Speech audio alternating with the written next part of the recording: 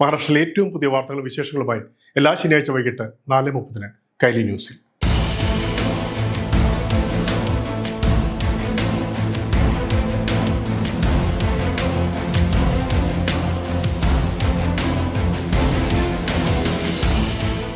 പ്രധാന വാർത്തകൾ.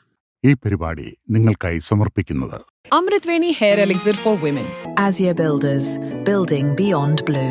NCP ലയന ചർച്ചകളിൽ മഹാരാഷ്ട്ര മുഖ്യമന്ത്രി ദേവേന്ദ്ര ഫട്നാവിസിന് യാതൊരു പങ്കുമില്ലെന്നും അഭിപ്രായം പറയാൻ അവകാശമില്ലെന്നും NCP സ്ഥാപക നേതാവ് ശരത് പവാർ. ബാരാമതിയിൽ മാധ്യമങ്ങളോട് സംസാരിക്കുകയാണ് ഫട്നാവിസിന്റെ പരാമർശങ്ങളോട് ശരത് പവാറിന്റെ മറുപടി. കേന്ദ്ര ബജറ്റിന് പിന്നാലെ മാധ്യമങ്ങളോട് സംസാരിക്കുകയാണ് NCP ലയന ചർച്ചകളെക്കുറിച്ചുള്ള സാധ്യതകൾ തള്ളി മുഖ്യമന്ത്രി ദേവേന്ദ്ര ഫട്നാവിസ് പ്രതികരിച്ചത്. അത്തരമൊരു നീക്കമുണ്ടായിരുന്നെങ്കിൽ അജിത് പവാർ തന്നെ വിശദാംശങ്ങൾ തന്നോട് പങ്കുവയ്ക്കുമായിരുന്നു എന്നായിരുന്നു ദേവേന്ദ്ര ഫട്നാവിസിന്റെ പ്രതികരണം. तुम्हाला सगळ्यांना माहिती आहे, माझे आणि अजितदादांचे जे संबंध होते त्यात जवळजवळ सगळ्या गोष्टी ते मला सांगायचे, माझ्याशी शेअर करायचे. त्यांचा दुर्दैवी मृत्यू झाला त्याच्या आदल्या दिवशी जवळपास 1 तासभर आम्ही दोघं गप्पा मारत बसलो. ഇതിനോട് പ്രതികരിക്കുകയായിരുന്നു NCP സ്ഥാപക നേതാവ് ശരത് പവാർ. നാഷണലിസ്റ്റ് കോൺഗ്രസ് പാർട്ടിയിലെ രണ്ട് വിഭാഗങ്ങൾ തമ്മിലുള്ള ലയന ചർച്ചകളിൽ മുഖ്യമന്ത്രി ദേവേന്ദ്ര ഫട്നാവിസിന് പങ്കില്ലെന്ന് ശരത് പവാർ പറഞ്ഞു. ലയനത്തെക്കുറിച്ച് അഭിപ്രായം പറയാൻ ഫട്നാവിസിന് എന്ത് അവകാശമാണെന്നും പവാർ തുറന്നടിച്ചു. NCP ശരത് പവാർ പക്ഷം നേതാവ് ജയന്ത് പാട്ടീലും NCP മേധാവിയായിരുന്ന അജിത് പവാറുമാണ് ലയന ചർച്ചകൾക്ക് നേതൃത്വം നൽകിയതെന്ന് ശരത് പവാർ അവകാശപ്പെട്ടു. ഫെബ്രുവരി 12 ലയനവുമായി ബന്ധപ്പെട്ട നിർണായക പ്രഖ്യാപനം നടത്താനായിരുന്നു അജിത് പവാർ തീരുമാനിച്ചതെന്ന് ശരത് പവാർ വിഭാഗം നേരത്തെ അവകാശപ്പെട്ടു. എന്നാൽ ജനുവരി 28 പൂനെ ജില്ലയിലെ ബാരാമതിയിലുണ്ടായ വിമാനാപകടത്തിൽ ഉപമുഖ്യമന്ത്രി അജിത് പവാർ മരിച്ചതോടെയാണ് ലയനം അനിശ്ചിതത്വത്തിലായത്. ഇക്കാര്യത്തിൽ തന്റെ പേര് പരാമർശിക്കാൻ ഫട്നാവിസിന് എന്ത് അവകാശമാണുള്ളതെന്നായിരുന്നു ശരത് പവാറിന്റെ ചോദ്യം. ലയനം ഇപ്പോൾ നടക്കുമോ എന്ന ചോദ്യത്തിന് പരസ്പര പിന്തുണ നൽകുകയും തുടർന്ന് എങ്ങനെ മുന്നോട്ട് പോകണമെന്ന് തീരുമാനിക്കുകയുമാണ് നിലവിലെ മുൻഗണനയെന്ന് പവാർ പറഞ്ഞു. അതേസമയം രാഷ്ട്രീയ ചർച്ചകളെ സംബന്ധിച്ചിടത്തോളം നിലവിൽ ആരുമായും സംസാരിക്കുന്നില്ലെന്നും ശരത് പവാർ വ്യക്തമാക്കി. അജിത് പവാറിന്റെ മരണത്തിന് ശേഷം ഭാര്യ സുനേത്ര പവാറിനെ മുഖ്യമന്ത്രിയെ നിയമിച്ചതിൽ സന്തോഷമുണ്ടെന്നും എന്നാൽ ബാരാമതിയിലെ വിദ്യാപ്രതിഷ്ഠ പരിസരത്ത് സ്മാരകം നിർമ്മിക്കുന്നതിനെക്കുറിച്ച് ഇതുവരെ തീരുമാനിച്ചിട്ടില്ലെന്നും ശരത് പവാർ പറഞ്ഞു. RBI റിപ്പോ നിരക്കിൽ മാറ്റമില്ല. റിസർവ് ബാങ്ക് ഓഫ് ഇന്ത്യയുടെ വായ്പാ നയ പ്രഖ്യാപനത്തിന് മുന്നോടിയായി ഇന്ത്യൻ ഓഹരി വിപണി തികഞ്ഞ ജാഗ്രതയോടെയാണ് വ്യാപാരം ആരംഭിച്ചത്. ഗവർണർ സഞ്ജയ് മൽഹോത്രയുടെ നേതൃത്വത്തിലുള്ള മോണിറ്ററി പോളിസി കമ്മിറ്റി റിപ്പോ നിരക്ക് 5.25% മാറ്റമില്ലാതെ തുടരാൻ തീരുമാനിച്ചു. ഗവർണർ സഞ്ജയ് മൽഹോത്രയുടെ നേതൃത്വത്തിൽ ചേർന്ന യോഗത്തിൽ മോണിറ്ററി പോളിസി കമ്മിറ്റി റിപ്പോ നിരക്ക് 5.25% മാറ്റമില്ലാതെ തുടരാൻ തീരുമാനിച്ചു. കഴിഞ്ഞ ഫെബ്രുവരി മുതൽ നടന്ന 4 MPC യോഗങ്ങളിലായി പലിശ നിരക്കിൽ മൊത്തം 1.25% കുറവ് വരുത്തിയിരുന്നു. ഇത്തവണ വ്യത്യാസം പരിഗണിക്കാത്തതിനാൽ വ്യക്തിഗത ഭവന നിർമ്മാണ വായ്പകളുടെ പലിശ നിരക്കുകൾ മാറ്റമില്ലാതെ തുടരും. പണപ്പെരുപ്പം നിയന്ത്രണ വിധേയമാണെന്നും ഇന്ത്യൻ സമ്പദ് വ്യവസ്ഥ ശക്തമായ അടിത്തറയിലാണെന്നും ഗവർണർ വ്യക്തമാക്കി. On the growth front, economic activity remains resilient. The first advanced estimates suggest continuing growth momentum. അതേസമയം അമേരിക്കൻ വിപണിയിലെ ടെക് ഓഹരികളുടെ തളർച്ചയും ആഗോളതലത്തിൽ AI മേഖലയിലെ ആശങ്കകളും ആഭ്യന്തര വിപണിയിൽ പ്രതിഫലിച്ചു. റിപ്പോ നിരക്കിൽ മാറ്റമില്ലാതെ സ്ഥിരതയിലൂന്നിയ RBI നിലപാടിൽ ആഗോള വിപണികളിലെ ചലനങ്ങളാകും ഇനി ആഭ്യന്തര വിപണിയുടെ ദിശ നിർണ്ണയിക്കുക. വെള്ളവും ഭക്ഷണവും ടോയ്ലറ്റ് സൗകര്യങ്ങളുമില്ലാതെ 32 മണിക്കൂർ നീണ്ട ദുരിതത്തിനൊടുവിൽ മുംബൈ പൂനെ എക്സ്പ്രസ് വേ വീണ്ടും തുറന്നു. ഒരു ടാങ്കർ അപകടം ആയിരങ്ങളെയാണ് 1.5 ദിവസത്തോളം നടു റോഡിൽ തടവുകാരാക്കി മാറ്റിയത്. മുംബൈ പൂനെ എക്സ്പ്രസ് വേ മഹാരാഷ്ട്രയുടെ ജീവരേഖ. ദിവസം 1 ലക്ഷം വാഹനങ്ങൾ സഞ്ചരിക്കുന്ന രാജ്യത്തെ ഏറ്റവും തിരക്കേറിയ ഹൈവേകളിലൊന്ന്. എന്നാൽ ഈ ആഴ്ചയുണ്ടായ അപകടം ഈ ഹൈവേയെ ഒരു തുറന്ന ജയിലാക്കി മാറ്റി. 32 മണിക്കൂർ വെള്ളമില്ലാതെ, ഭക്ഷണമില്ലാതെ, അടിസ്ഥാന സൗകര്യങ്ങളില്ലാതെ ആയിരക്കണക്കിന് യാത്രക്കാർ കുടുങ്ങി. ആഡോഷി ടണലിന് സമീപം പ്രൊപ്പലിൻ വാഹനം വഹിച്ചിരുന്ന ഒരു ടാങ്കർ നിയന്ത്രണം നഷ്ടപ്പെട്ട് മറിയുകയായിരുന്നു. താഴേക്കുള്ള ചെരിവായിരുന്നു അപകട കാരണം. ടാങ്കറിനുള്ളിൽ ഉയർന്ന മർദ്ദം, വാൽവുകൾക്ക് കേടുപാട്, ചെറിയൊരു പിഴവ് പോലും വലിയൊരു ദുരന്തമാകാവുന്ന സാഹചര്യം. മുൻകരുതൽ എന്ന നിലയിൽ മുംബൈയിലേക്കുള്ള മുഴുവൻ എക്സ്പ്രസ് വേയും അടച്ചു. കുട്ടികളുള്ള കുടുംബങ്ങളും വയോധികരടക്കം കാറിൽ കുടുങ്ങി. ഭക്ഷണവും വെള്ളവും ഇല്ലാത്ത അവസ്ഥ. റോഡ് എപ്പോൾ തുറക്കുമെന്നൊന്നും അറിയില്ലായിരുന്നു. അനിശ്ചിതത്വമാണ് ഏറ്റവും വലിയ ആശങ്ക ഉയർത്തിയത്. എന്നാൽ അപകടത്തിന്റെ ഗുരുതരം മനസ്സിലാക്കിയവർ പലരും ക്ഷമയോടെ കാത്തിരുന്നു. പൊതുഗതാഗതവും തടസ്സപ്പെട്ടു. പൂനെ മുംബൈ ബസ് സർവീസുകൾ റദ്ദാക്കി. ടെർമിനലുകളിൽ യാത്രക്കാർ കുടുങ്ങി. എക്സ്പ്രസ് വേയിൽ 10 മുതൽ 12 കിലോമീറ്റർ വരെ നീണ്ട ഗതാഗത കുരുക്ക്. ഏകദേശം 32 മണിക്കൂറിന് ശേഷമാണ് ഗതാഗതം പുനഃസ്ഥാപിക്കാനായത്. മുംബൈ അഹമ്മദാബാദ് ബുള്ളറ്റ് ട്രെയിൻ പദ്ധതിയിൽ നിർണായക മുന്നേറ്റം. മഹാരാഷ്ട്രയിലെ പാൽഘർ ജില്ലയിലെ 2ാമത്തെ പർവ്വതതുരങ്ക നിർമ്മാണം പൂർത്തിയായി. ഹൈസ്പീഡ് റെയിൽ ഇടനാഴിയിലെ 3ാമത്തെ ടണൽ ബ്രേക്ക് ത്രൂ ആണിത്. മുംബൈ പൂനെ നിർദ്ദിഷ്ട അതിവേഗ റെയിൽ ഇടനാഴിയും യാത്രാസമയം ഗണ്യമായി കുറയ്ക്കും.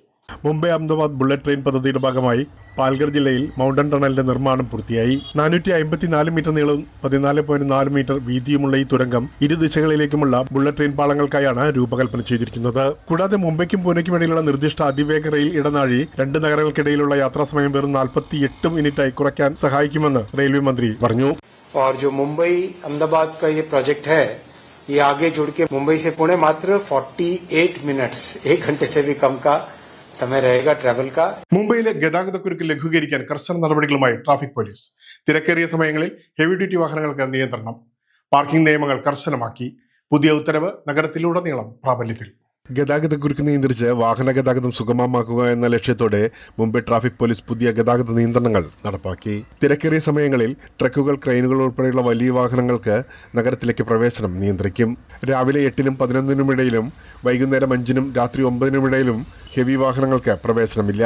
ദക്ഷിണ മുംബൈയിൽ ആഡംബര ബസ്സുകൾ ഉൾപ്പെടെ എല്ലാ വാഹനങ്ങൾക്കും രാവിലെ 7 മുതൽ അർദ്ധരാത്രി വരെ നിരോധനമാണ്. ഈസ്റ്റേൺ ഫ്രീവേയിൽ പൊതുബസ്സുകൾ ഒഴികെയുള്ള വലിയ വാഹനങ്ങൾക്ക് പൂർണ്ണ സമയനിരോധനം ഏർപ്പെടുത്തി.